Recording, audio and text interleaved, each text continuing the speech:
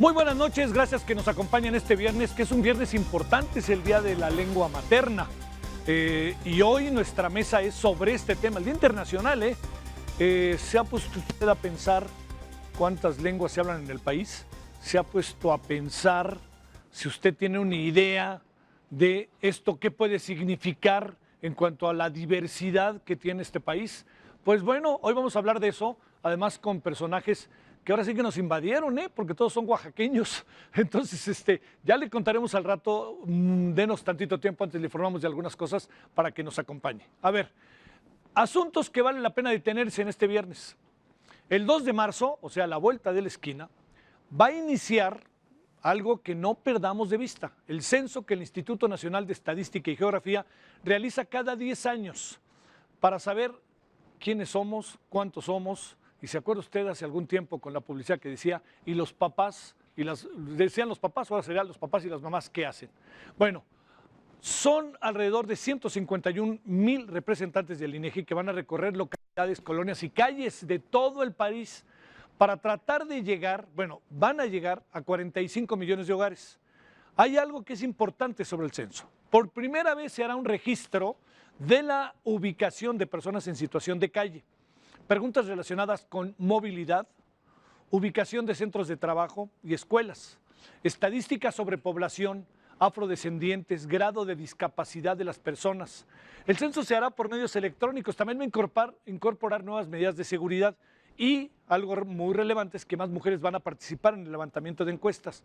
Va a ser muy interesante saber cuál es el nivel, cuál es el número de indígenas que tenemos en el país. Adolfo Regino, que está aquí, el otro día platicábamos con él y nos decía, todo depende cuál va a ser la medición que se hace o la pregunta que se hace para saber si se es indígena o no, porque de los 6, 7 millones, 10 millones que se presume hay, podríamos estar alcanzando una cifra que alcance 24 millones o 25. Eso es algo que incluso vamos a conversar esta noche. Y la otra cosa que es muy importante es, mire, hay muchas medidas de seguridad en nuestra sociedad y no es casual, pero déjeme plantearle una en particular. Es relevante, fundamental que usted conteste, pero también es fundamental que le enseñen todo lo que ahorita va a ver usted, que deba de estarse muy claro, y agregaría otra cosa. Contestar significa para este país la posibilidad de construir, de crear políticas públicas. Significa saber dónde están nuestros defectos, dónde están nuestras virtudes y actuar en consecuencia. Y sobre todo saber auténticamente cuántos hombres y mujeres habitan este país para diseñar por lo menos el futuro inmediato, diría yo, de aquí a los próximos 10 años. Veamos esto. 205,000 personas participarán en toda la República en el Censo de Población y Vivienda 2020. Por primera vez en la historia, 2 de cada 3 de los 150,000 encuestadores que pondrá en la calle el INEGI durante marzo son mujeres. Son ciudadanos como tú y como yo que decidieron participar en el censo. Curiosamente, la mayoría, un 70%, son mujeres que participan en el censo de población. Para garantizar la seguridad de todos, el INEGI contará con una base de datos donde la población podrá consultar la información del entrevistador en el momento que toquen a sus puertas. Tú desde tu teléfono puedes consultar a través de que te facilite el número de credencial de esta persona. Tú en tu teléfono en www.censo2020.mx, tú puedes identificar a esa persona, es decir, va a aparecer su fotografía y el nombre de la persona. En el caso de zonas consideradas como peligrosas, el personal del INEGI contará con una aplicación en su teléfono móvil donde puede activar un botón de pánico y rastrea su ubicación. Del 2 al 27 de marzo, los entrevistadores recorrerán los 2 millones de kilómetros cuadrados del territorio nacional para recopilar la información que servirá para trazar el rumbo del país. Es el insumo básico para tomar decisiones en un país durante toda una década. Lo que se dé en marzo es con lo que este país va a estar tomando decisiones en 10 años. Los resultados serán entregados en noviembre de este 2020, 7 meses después de concluir el levantamiento. Ingrid Montejano, Heraldo Media Group. Mire, otro de los asuntos que tenemos hoy en la agenda, que es el proceso de adopción, que le diría yo, es un asunto muy importante para muchos niños y muchas personas que quieren llevarlo a efecto porque han tomado la decisión de no tener hijos o porque están en posibilidad de tener un hijo más. Mire, en algunos estados de la República es muy complicado. Hemos podido ver y seguir algunas escenas que, créanme, algunas son muy dolorosas. ¿Qué es lo que pasa en un lugar en donde uno supondría que tendría que haber un mecanismo mucho más eficaz, como es la Ciudad de México? Pues le tengo noticias, el asunto no es tan eficaz como imaginamos. De las 282 solicitudes presentadas del 2011 al 2019, estamos hablando de 8 años, 9 años, solo se concluyeron 83, estamos hablando mucho menos de la mitad. Mire, este es un asunto para ver. Mucha gente está tomando la decisión de adoptar. Entiendo que tiene que ser muy escrupuloso el asunto, pero a veces más que escrupuloso se vuelve draconiano y se señala incluso a los propios padres, futuros padres, y algo más, se señala a los pobres niños que están brutalmente expuestos.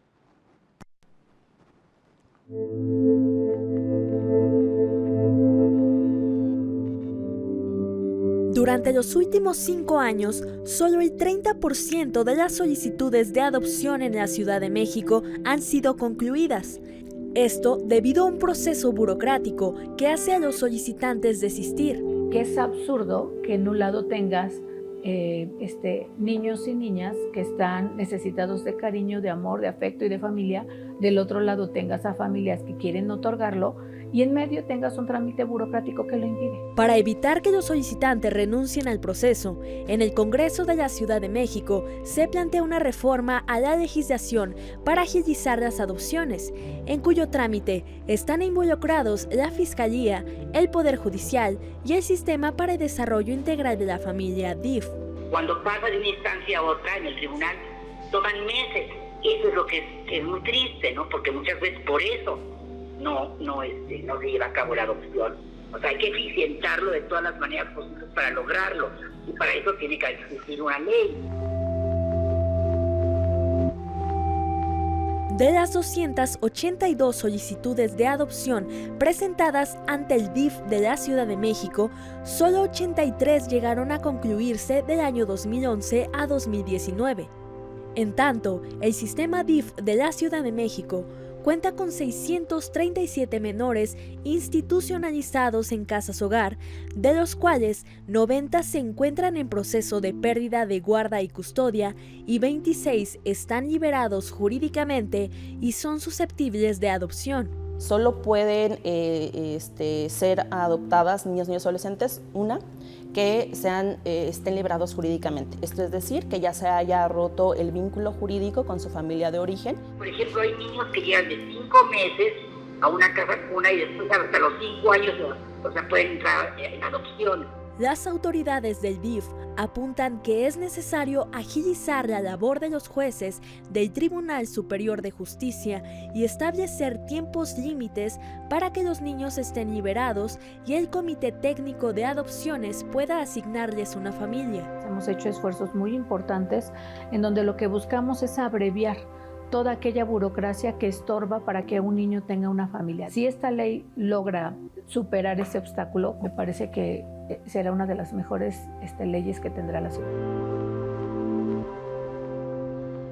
Así que bueno, no se trata de que esto tenga una especie de puerta de súper, ¿no? ¡Fum! Así de estas corredizas, sino más bien de lo que se trata es de ver exactamente qué es lo que en este momento se tiene que hacer para depurar el asunto. Por otra razón, porque usted y yo sabemos que cada vez hay más niños que se quedan huérfanos o que los hechos violentos del país, las circunstancias que vive el país, las decisiones que toman algunos padres, madres de familia, pues los colocan en la circunstancia que hoy estamos refiriéndonos. El pasado 13 de febrero, algo para que nos vayamos de fin de semana, ¿no? El pasado 13 de febrero se celebró el Día del Águila Real. La Comisión Nacional de Áreas Naturales Protegidas destacó el incremento de 15 parejas reproductivas a pasar de 156 en 2018 a 171 en este año.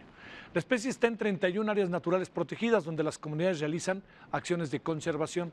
A estas medidas también se ha sumado el Heroico Colegio Militar, en donde hay un trabajo que muy a menudo se pondera con toda razón, la conservación del águila real. Vea usted qué está pasando ahí en el Heroico Colegio Militar.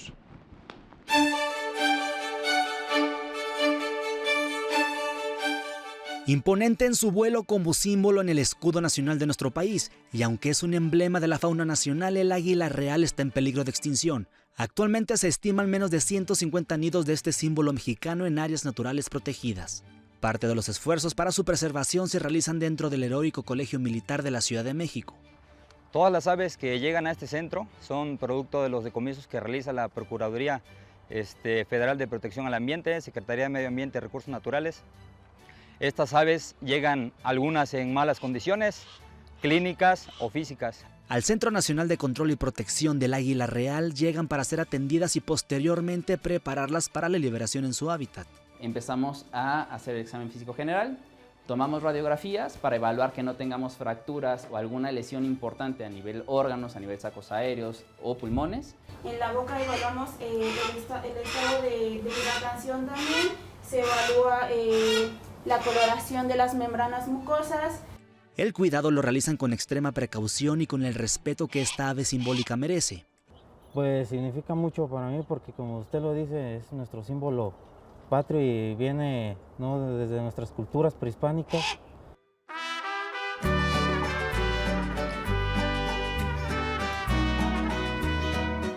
El trayecto camino a su liberación es por tierra y custodiadas rumbo al santuario Puerto La Virgen del municipio Cuatro Ciénegas, Coahuila. Aquí son reintroducidas en esta ocasión un águila real y 11 aves de presa. Llevaremos a cabo la liberación de estas aves, listas física y conductualmente para reintegrarse a la vida silvestre, en su hábitat natural, libres para procrear la especie.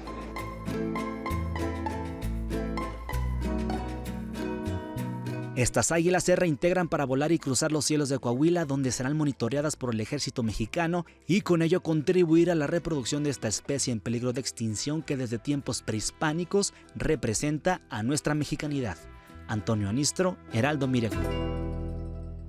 Oiga, y en Cuatro Ciénegas, que es auténticamente un paraíso del origen de la tierra, auténticamente, y además este lugar en donde hay lagunas de agua salada.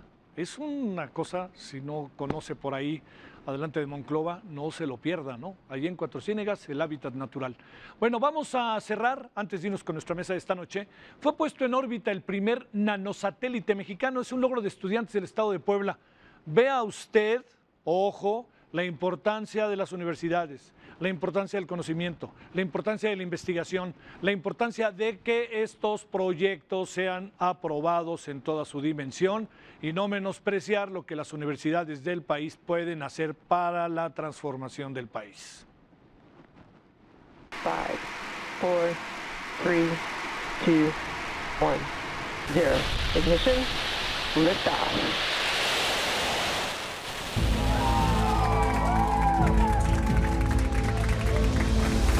Así festejaron la puesta en órbita del primer nanosatélite mexicano, el ASTECSAT, el cual fue elaborado por alumnos y profesores de la Universidad Popular Autónoma del Estado de Puebla. El ASTECSAT verificará las comunicaciones entre satélites para aplicaciones en el espacio y la Tierra. También proporcionará nuevos datos a desarrolladores de satélites pequeños, los denominados CubeSats. Además, es el segundo satélite pequeño que México construye desde 1995. Como ustedes pueden ver ahí en la réplica, el satélite es muy pequeño, tiene 10 centímetros por cada lado y un peso menor de 1 kilogramo. Entonces, pues ustedes pueden ver tanta tecnología en una cajita que incluso es más pequeña que una caja de zapatos.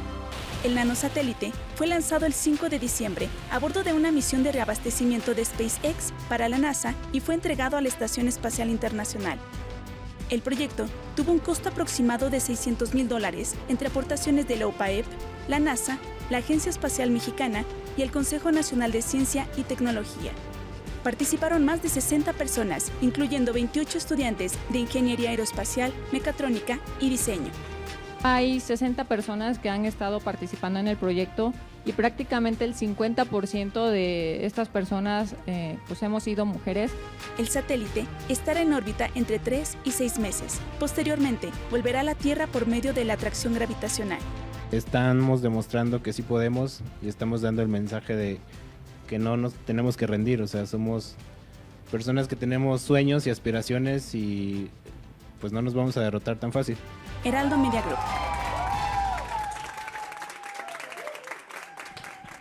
para festejar. Felicidades allá a la UAP, hasta Puebla, y a los estudiantes y los maestros. Bueno, le decía yo al inicio, hoy es el Día de la Lengua Materna y hay mandatos. De acuerdo con la UNESCO, en el mundo existen 7,000 diferentes lenguas. Más de 40% se encuentran en peligro de extinción. Y de ese 40% nosotros ponemos una parte, que es de lo que vamos a hablar ahora y la importancia que tiene. Bueno, veamos esto y vamos a conversar con nuestros invitados de esta noche. Santilinque, Sanchopelik, Motlastul, Motlachali, Iguaquimayetlanetze. México es sinónimo de diversidad cultural, en específico de sus lenguas originarias, que lo hacen ser uno de los 10 países en el mundo más ricos en variedad lingüística. Tratándose de lenguas maternas u originarias, como también se les conocen, pues tenemos en la actualidad todavía 68 que se hablan a lo largo y ancho de este país. 68 lenguas originarias con casi 400 variantes de las mismas que, de acuerdo a la última encuesta intercensal del INEGI, son habladas por alrededor de 7 millones de personas en distintas comunidades. Aunque distribuidas en todo el territorio nacional, Chiapas, Oaxaca, Veracruz, Puebla y Yucatán concentran más del 50% de hablantes de alguna lengua materna. Tlazocamate. Kenentimisticate, miak temastiani. Tejuan Titlastoa, Mazahualcopa. Náhuatl, maya y mixteco, las más habladas, aunque cada día su uso es menor. Incluso algunas de las lenguas originarias llegan a tener menos de 10 hablantes. Factores, muchos. O luego hay actitudes también de discriminación. En México, pues no es un hecho oculto que todavía hay mucha discriminación hacia lo indígena. En la actualidad, menos del 5% de esta población de 11,000 habitantes habla su lengua originaria. Los más jóvenes aseguran que la discriminación sigue latente. Como joven o como adolescente no te importa la lengua náhuatl. O sea, eres muy juzgado en toda la ciudad, eres como que muy... Sí, lo ven muy así de... Viene de pueblo, no sé, como que te hacen menos a lo mejor. Más del 60% de estas lenguas están en riesgo de desaparecer, entre ellas el quiligua de Baja California con apenas 124 hablantes, el ayapaneco de Tabasco con solo 15 y el aguacateco de Campeche con 9. Cada 21 de febrero se conmemora el Día Internacional de la Lengua Materna como un recordatorio de esa identidad que distingue a los pueblos del mundo. En nuestro país es también un llamado a sumar y no restar esta parte cultural que ha formado la historia misma de nuestro origen. Antonio Anistro, Heraldo Mira Group. Bueno, esto es nuestro preámbulo para hablar sobre el tema y hoy en verdad tenemos a queridos y distinguidos invitados, invitada, porque es gente que ha dado una batalla formidable en la vida, respecto a la defensa de la lengua indígena en diferentes ámbitos. Y hoy está con nosotros Adelfo Regino, él es el director del Instituto Nacional de los Pueblos Indígenas. Adelfo, es un gusto. Dios cohuyup. Ahorita, ¿qué? Lengua mije, muchas gracias. Muchas gracias. Hace 2 semanas estábamos ahí con Adelfo y le dije, oye, tenemos que hacer algo y por fortuna lo pudimos hacer, que es un gusto. También hace un poquito más estábamos con María Reina González, primera soprano mije. Mi queridísima María, ¿cómo estás? Dios gracias por esta invitación. Es un honor. Oigan, y por cierto, no me importa, pero ahí está el disco, para que vean cómo canta y al rato vamos a hablar de ello. Y también está Juan Gregorio Regino, él es director del Instituto Nacional de Lenguas Indígenas. ¿Cómo estás? ¿Desde cuánto estás en el cargo? 3 años. 3 años. Pero nos ibas a saludar primero en Mazateco. Sí, en Mazateco. Estoy muy contento de estar aquí. Muchas gracias. ¿Entre ustedes se entienden? No. ¿Se hablan? No. ¿O es muy Son diferente? lenguas muy diferentes, sí. Muy distintas. Sí. Pero tú que eres políglota, ¿no? Bueno, yo soy mije, me puedo entender muy bien con María, ¿verdad? Sí. Ella es de Tlahuitoltepec, yo soy de una comunidad que se ¿Es llama la misma Alotepec. variante? No. Son variantes lingüísticas distintas, pero es la misma lengua, la lengua mije. El caso del mazateco, pues es una lengua distinta Aunque de la sea, familia. Aunque sea de la zona. Por Aunque cierto, sea de muy Oaxaca. difícil. Sí, de otra familia lingüística. De otra familia. El mazateco es una lengua tonal. Tonal. ¿No? Entonces pertenece a una familia de la lengua otomangue. A ver, déjame plantearte algo, Adelfo, de entrada, ¿les parece, no? Para que... La última vez que conversamos, y lo cito porque me parece importante, yo te dije, ¿cuántos indígenas habrá en México? Y tú me sacaste, no lo voy a olvidar, 3 diferentes formas de medir el asunto. A ver, si no te importa, retomemos eso, para que también tengamos una mirada colectiva sobre el tema. Sí, en efecto, para determinar en este país a la persona indígena, hombre o mujer, se usan 3 criterios fundamentales. Uno, el criterio de la lengua, del habla. Y normalmente... De lo que ustedes hacen, yo hablo esta lengua. Así es, ahora que se va a hacer el censo, ¿sí? Del INEGI te va a preguntar, ¿usted habla alguna lengua indígena? Y tú tienes que responder sí o no. Si tu respuesta es sí, enseguida te hará otra pregunta y te dirá qué lengua hablas. Sí. Y en mi caso, o en el caso de Reina, diremos el mije, o en el caso de Juan Gregorio dirá mazateco. Mazateco. ¿No? Ese es el primer criterio. Bajo este criterio estamos hablando de alrededor de 7.5 millones de mexicanos y mexicanas que hablan una lengua indígena. Okay. Eso según la medición de hace 10 años, del año 2010, que de algún modo se confirma con esta encuesta intercensal del año 2015. 2015. ¿no? Ese es el primer criterio. El segundo criterio es el criterio del hogar indígena, que es un criterio que se usa particularmente para la definición de políticas públicas y que es que en un hogar, si la jefa o el jefe de familia declara ser indígena, automáticamente todos los miembros de esa familia son considerados indígenas. Es el criterio del hogar indígena y bajo este criterio estamos hablando de alrededor de 12 millones de personas indígenas. Sí. 5 millones más. Así es. Y el tercer criterio es el que se conoce técnicamente como el criterio de la autoadscripción y que en el censo igual habrá una segunda pregunta después de la pregunta de la lengua indígena, habrá una segunda pregunta y es si usted se considera indígena o no. Bajo este criterio tú podrás responder sí o no y si respondes sí, entonces te preguntarán a qué pueblo indígena pertenece. Entonces, allí, aquí en la Ciudad de México, en el sur, por ejemplo, en Milpalta, podrán responder al pueblo náhuatl, o en el Estado de México, en Netza, un zapoteco o un mixteco migrante podrá decir, pues pertenezco al pueblo mixteco o al pueblo zapoteco. ¿Cuánto crecerá la población indígena? Bueno, en la encuesta intercensal del año 2015, bajo este criterio estamos hablando de 25 millones de personas indígenas en nuestro país.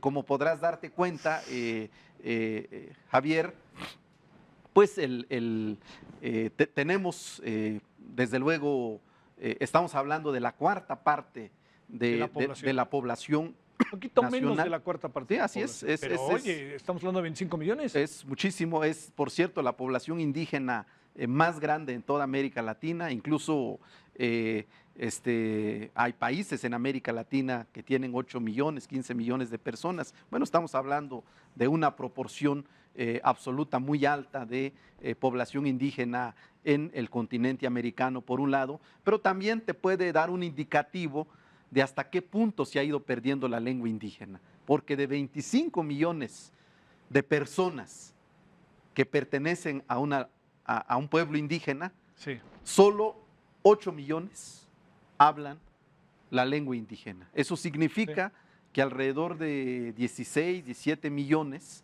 de personas indígenas, por diversas razones, lo que fuera, discriminación, racismo, migración, por muchas razones, esas personas dejaron de hablar la lengua indígena. A ver, ahorita vamos a ir a la pausa, pero antes de ir a la pausa, para que ustedes nos digan cómo la ven, te hago 2 preguntas, a ver si se puede respuesta rápida. 1, ¿cuál de los 3 criterios sería el criterio más acertado para definir la población indígena en nuestro país? El criterio de la autoadscripción es el criterio que engloba pues la totalidad de las características que tiene un pueblo y una persona indígena. 25 millones. Así es. A ver, y segundo, ¿qué población indígena presumes que hay en los Estados Unidos? Es una población muy baja, debemos estar hablando como entre 2 o 3 millones de personas indígenas que son originarias de allí, de los pueblos indígenas que se fueron a los Estados Unidos. Prehispánicos. Sí, claro. Pero hay un dato muy importante, a ver. Que allí no tenemos una medición exacta, es la cantidad de indígenas mexicanos, pero de todo el mundo que hay en los Estados Unidos de América. Yo me atrevería a decir que quizás Estados Unidos de América es el lugar donde hay mayor presencia de migración indígena, no solo de México, desde luego A ver, la migración no te indígena. meto en apuros, pero ¿qué calculas? ¿Tienes una idea de cuánto podría ser la población indígena en los Estados Unidos? No, de la población indígena migrante no tengo una idea, tengo el temor de que no haya datos relacionados con esto, pero te puedo decir, Los Ángeles, por ejemplo, pues yo creo que fácil hay entre 1 o 2 millones. En Los Ángeles. En Los Ángeles. Y si vamos, como dicen, a Puebla, York, a Nueva York, a ver, ¿no? A Chicago, a Denver, a Texas, Sí. o sea, Denver, Colorado. la población indígena en los Estados Unidos, sobre todo la población migrante, es bien. muy alta. Bueno, Que la movilidad es clave. muy Bueno, déjenos hacer la intensa. pausa. Me quise echar a andar con esos datos también bien. para que el público tuviera esta información. A lo mejor yo andaba con la información fresca que el otro día que me llamó gratamente la atención. Entonces regresemos para que nos cuenten tanto María Reina como Juan Gregorio cómo ven las cosas. De repente dan ganas de decirle a María Reina que cante, pero va a decir que Pancho, ¿no? Así, que cante, que cante. No vamos a entrar en eso, quién sabe, pero vamos a la pausa. Bueno, hoy estamos porque hoy es el Día Internacional de la Lengua Materna.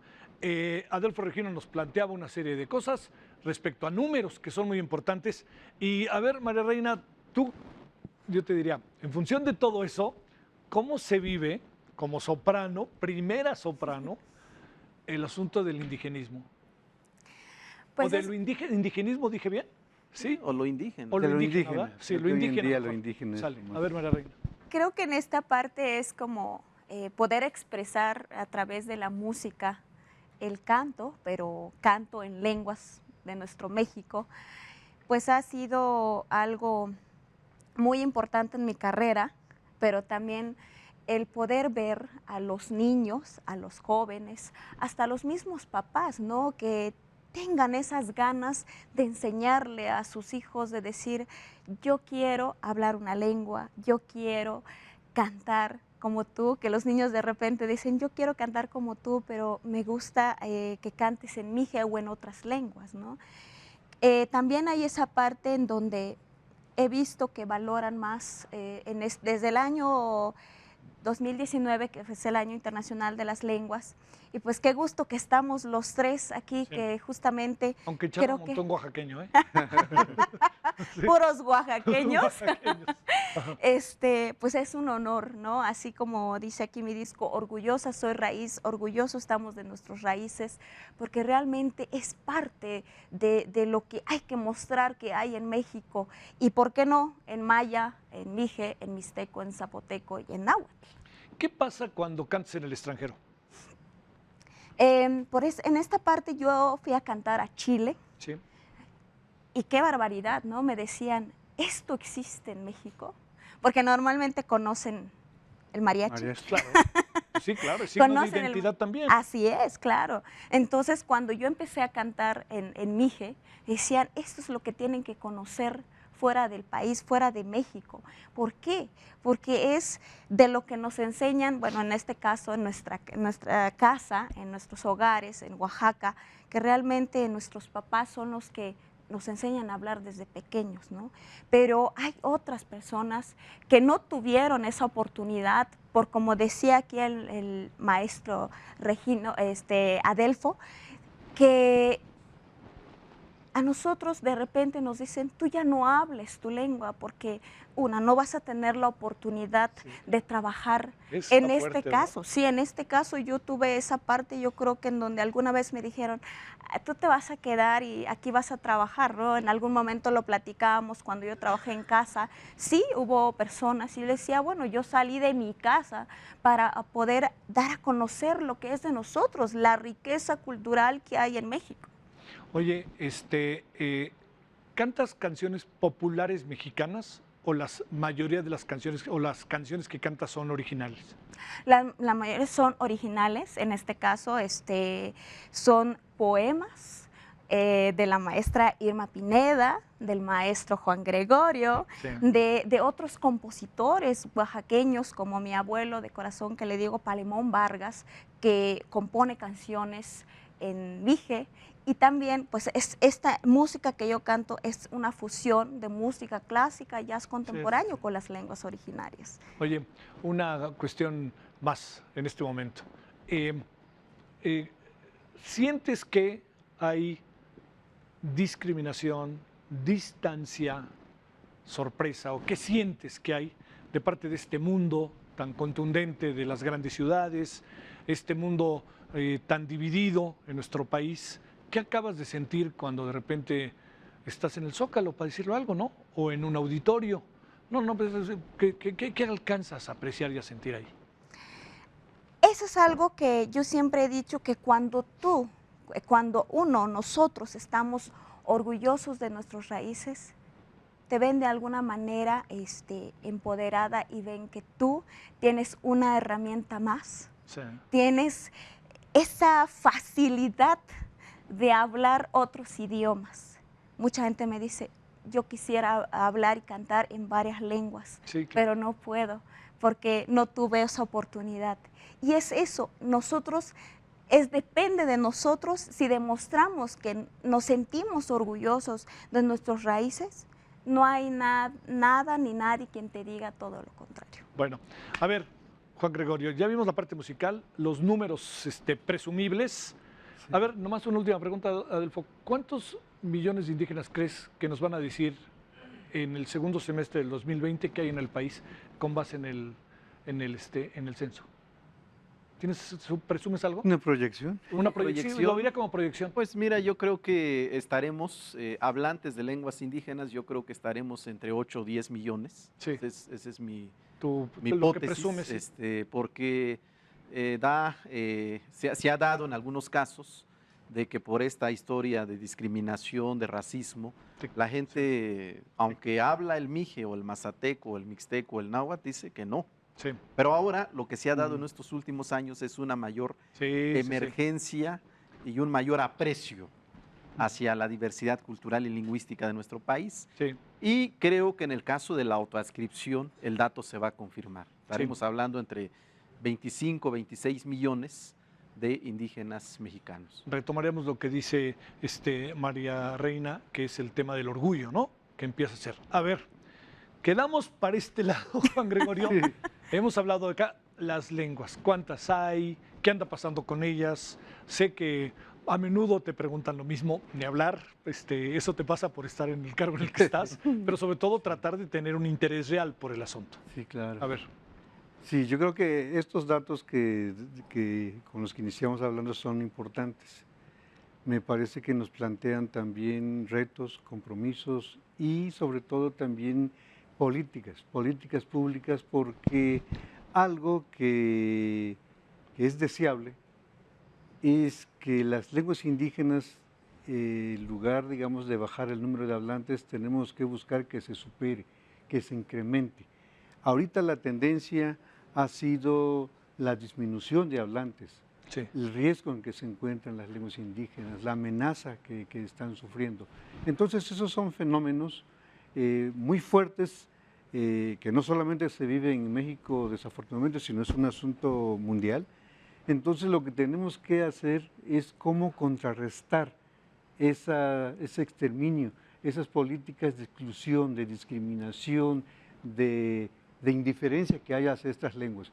Entonces tenemos que buscar la forma de que haya ese aprecio, ese orgullo, esa conciencia de esta diversidad lingüística, de esta diversidad cultural que México tiene y que no la considera parte de su cultura, que la ve con esa indiferencia, que la ve con esa, pues sí, incluso hasta con desprecio, sí, sí. ¿no? Con menosprecio. Distancia. Entonces yo creo que estos datos para mí también son muy reveladores, porque expresa que a lo mejor algo estamos haciendo bien, que ya mucha gente ya no se siente, ya no se avergüenza de decir soy indígena. Entonces yo creo que eso va logrando también que la población indígena en número se vaya incrementando. Pero a la par tenemos que buscar también algunas acciones, algunas políticas, algunas estrategias que a esa población que se autoadscribe indígena también recupere la lengua. Entonces yo creo que eso sería, ese es un pendiente y eso es algo que hay que impulsar. ¿De cuántas lenguas se hablan en México? En México estamos hablando de 70 lenguas, 69 lenguas nacionales, incluido el español. Ajá. Yo creo que eso es importante decirlo, porque siempre hablamos de las lenguas indígenas como algo aparte. Sí, como aparte del español. Pero con el español son 69 lenguas nacionales, así están consideradas. ¿Cuántas están Y la realmente? lengua de señas, que también se considera y está reconocida como una lengua más. Ahí tendremos los 70. Entonces ahí tenemos los 70. ¿Cuántas lenguas están, para decirlo claro, no sé si el concepto sea así, pero en riesgo de extinción? 31 lenguas indígenas están Son muchas, en esa ¿no? situación, son muchas, extendidas en diferentes lugares. ¿Cómo conservarlas si la población también empieza a dejar sus lugares de origen? Y por más que uno trate de que se queden, pues a veces se preguntan a qué me quedo, ¿no? Aquí es muy importante la propia conciencia que los hablantes tienen de su lengua, de su origen, de su territorio. El asunto de la lengua tiene también que ver con eso, con una cuestión de identidad, con un cariño, con un amor a la tierra y sobre todo también con esta noción de territorio. Es decir, por eso también yo creo que el asunto de la lengua no solamente es el sistema de comunicación, tiene que ver con un sistema también político, tiene que ver cómo la influencia de un sistema que los ha oprimido, que los ha puesto en desventaja, que los ha saqueado y que parte de la pérdida del territorio, parte del conocimiento de toda esa sabiduría, también está la pérdida de la lengua. Es decir, en la lengua están implícitas muchos otros elementos, muchos otros factores, y que cuando queremos encontrar alternativas de recuperación de las lenguas, tenemos que ver esos otros factores. ¿Estamos en posibilidad de que estas 31 lenguas puedan ser defendidas ante el peligro de extinción, o presumes que el asunto va a entrar en un riesgo altísimo? Lo deseable, y creo que las acciones y la obligación del Estado mexicano y de instancias como el INALI es preservarlas, es fortalecerlas, Sí, claro. es revitalizarlas. Entonces ahí hay varias estrategias que estamos impulsando desde la institución, pero lo que es fundamental es que las estrategias comunitarias son las que tienen un peso mucho más fuerte. Y de ahí, digamos, se tienen que ir articulando, se tienen que ir acompañando, se tiene que haber ahí una mayor coordinación para que lo que plantee la comunidad, las instituciones estemos respondiendo, estemos acompañando y estemos orientando esos proyectos, porque yo creo que la posibilidad de salvaguardar las lenguas indígenas está mucho en las propias comunidades y que nosotros como institución tenemos que generar las condiciones para que puedan salir del aislamiento, para que puedan salir de la incomunicación que se tiene con el resto de la sociedad. Y aquí también es muy importante los procesos de escritura, los procesos de normalización.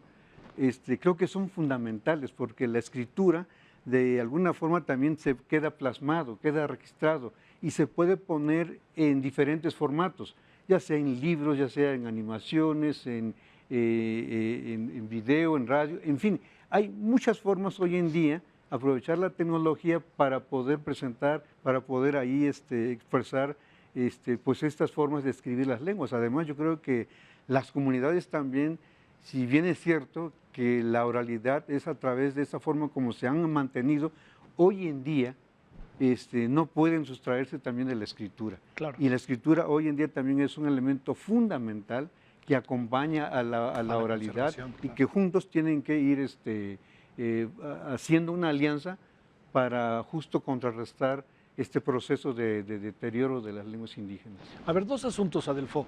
Uno, primero, ¿cómo estamos en comparación al mundo, si hay referentes para, no sé, pienso fundamentalmente en nuestro subcontinente, ¿no? Que ese es uno.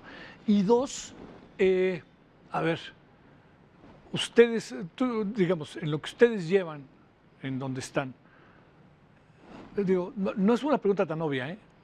¿Algo hace la reforma educativa para tratar de fortalecer esto, que uno entiende que tiene muchas variantes, pero algo estamos haciendo como sociedad, y no solo como gobierno, ¿no? Como sociedad. A ver estos dos asuntos, el referente internacional y el sistema educativo, que también es otra parte medular para el asunto de la conservación. Sí. Bueno, en cuanto al sistema educativo, yo quisiera destacar esta reforma al artículo 3 de la Constitución Federal que se hizo el año pasado.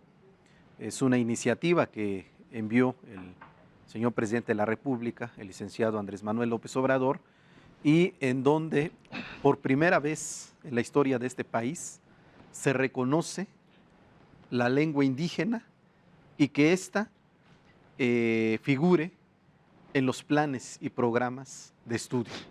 Eso creo que es un paso muy importante.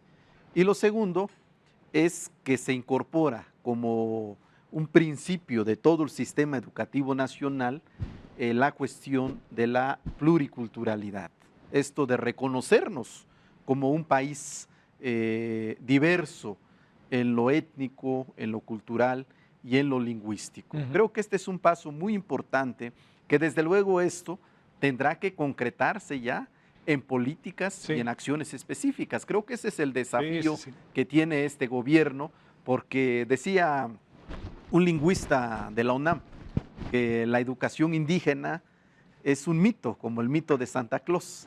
Pero bueno, no hay que olvidar que los mitos guían en gran parte en las conductas sociales, las conductas de la sociedad. Entonces, yo creo que en ese sentido, pues, un desafío que tenemos en México es que la educación sea el instrumento para la recuperación, el fortalecimiento de nuestras lenguas indígenas, particularmente esto que ha señalado ahorita Juan Gregorio Regino, el tema de estas 31 lenguas que están en franca agonía.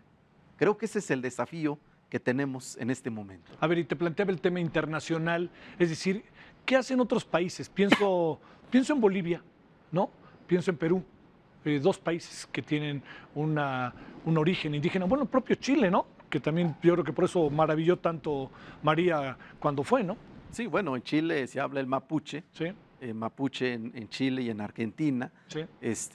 Mira, yo te pondría el ejemplo. Incluso Brasil, perdón.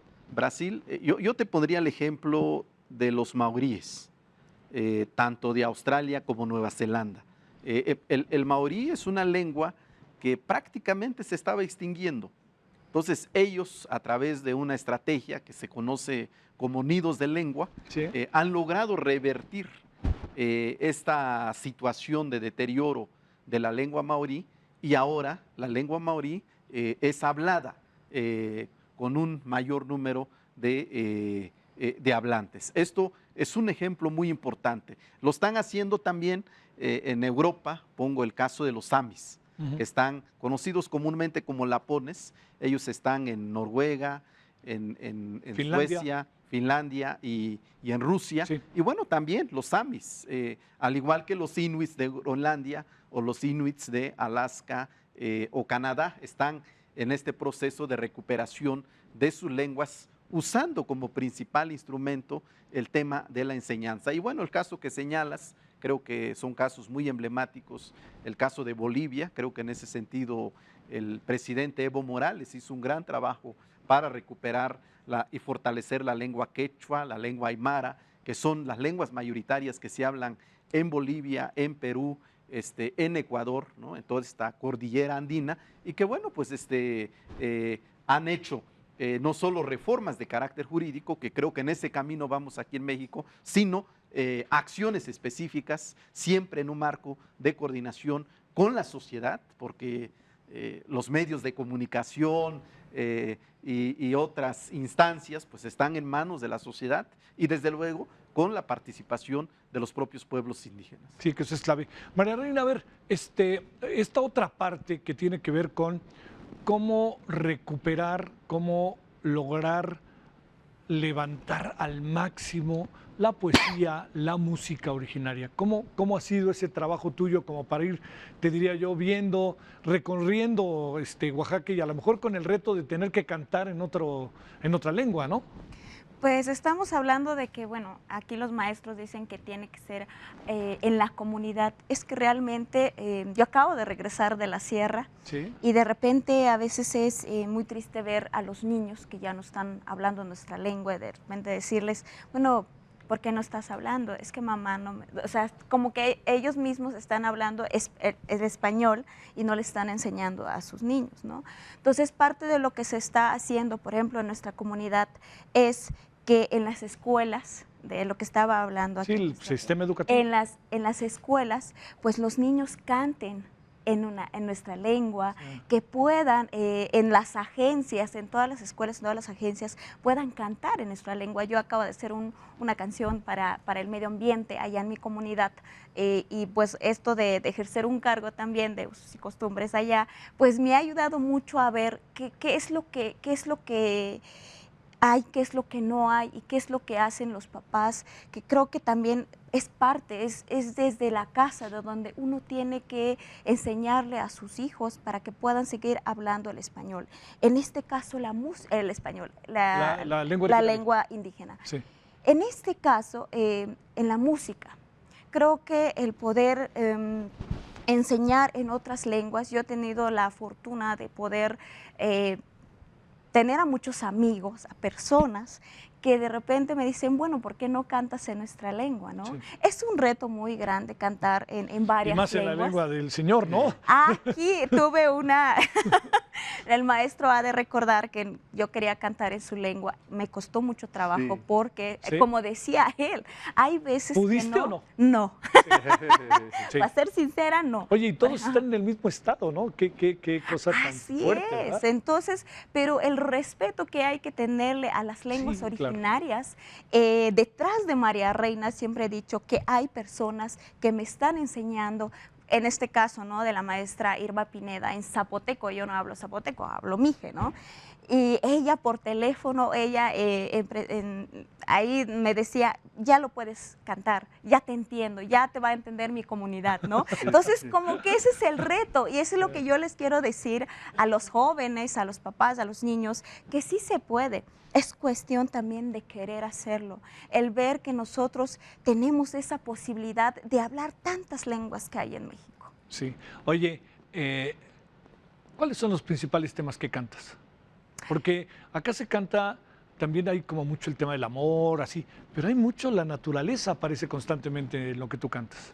Es hacia la naturaleza, por supuesto, también es hacia el amor. Claro, sí, no más falta que vamos a ser sin él. Por supuesto. Es lo que mejor le sale. Lo mejor me sale, dice el maestro. Sale del corazón. Sale del corazón. En este caso, pues está una canción que se llama Jadena Tsanauñash, Así pasa la vida, que es del maestro Palomón Vargas, que habla sobre cómo vivimos en nuestra comunidad, sobre cómo es el día a día en nuestra comunidad, el poder levantarse a las 5 de la mañana, ir por la leña, las tortillitas y todo eso. Entonces creo que es la parte en donde hoy es un día tan especial, que hoy estamos celebrando, que nos estamos lo que es el Día Internacional de las Lenguas, ¿no? Bueno, a ver, por último, Juan Gregorio, quizás estamos en un momento como hace mucho no estábamos, respecto a la relación que está guardando la sociedad en su conjunto con el mundo indígena, o es un poco querer ganas de creer en eso?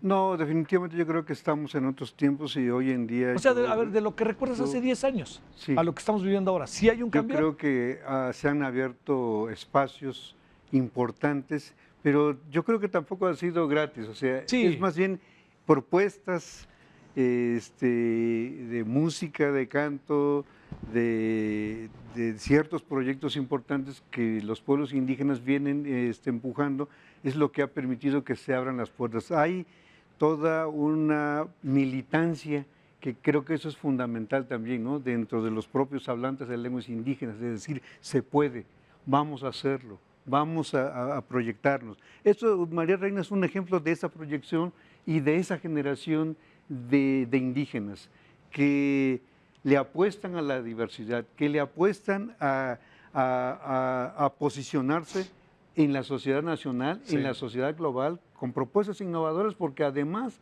la sociedad nacional lo necesita, el mundo también lo necesita, otras miradas. estas otras formas de cantar, estas otras formas de componer, de narrar, de versificar, enriquecen a la cultura universal. Entonces yo creo que es algo que ya estamos convencidos de que nosotros también tenemos que aportar. Entonces yo creo que eso es lo que también va empujando y que se abran las puertas, se abran espacios emblemáticos de la cultura nacional, donde hoy en día las lenguas indígenas, la música indígena está presente. En circuitos nacionales e internacionales de poesía y de ferias de libros, las lenguas indígenas son parte importante. Yo creo que si un festival o una feria de libros no está en las lenguas indígenas hoy en día, sería algo que tendríamos que llamar la atención. Sería señalado, sería mal visto, toda la razón, porque sí. la interculturalidad hoy en día tiene que ser parte de nuestro cotidiano vivir, tiene que ser parte de nuestras acciones cotidianas, y como Estado y como instituciones tenemos el compromiso de ir estableciendo estos canales de comunicación, este diálogo que debe haber entre indígenas y no indígenas. A ver, te voy a poner un reto ahí fuerte, mi querido Adelfo.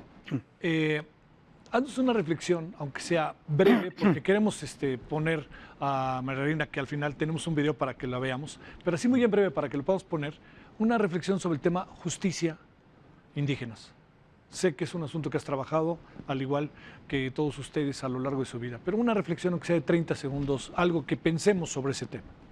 Bueno, el tema de la justicia en el contexto de los pueblos indígenas es entendido como la construcción de esta relación armónica con el otro, con nuestro prójimo, con el semejante, con la madre tierra, que es lo que nos da vida y sustento, que es lo que le canta mucho a María Reina, y con el universo. La posición, la ubicación del ser humano, de la sociedad, del mundo, en el concierto universal. La justicia es desde luego una aspiración y un reclamo que tienen nuestros pueblos y nuestras comunidades, y tiene que ver con la lengua, porque se dan casos de injusticia muy lamentables en las instancias de justicia, porque quien está en la cárcel no sabe por qué está ahí, porque el juicio fue en castellano y la persona no tuvo los servicios de traducción e interpretación. Oigan, gracias, porque los vamos a dejar con María Reina. Muchas gracias, gracias, gracias a usted.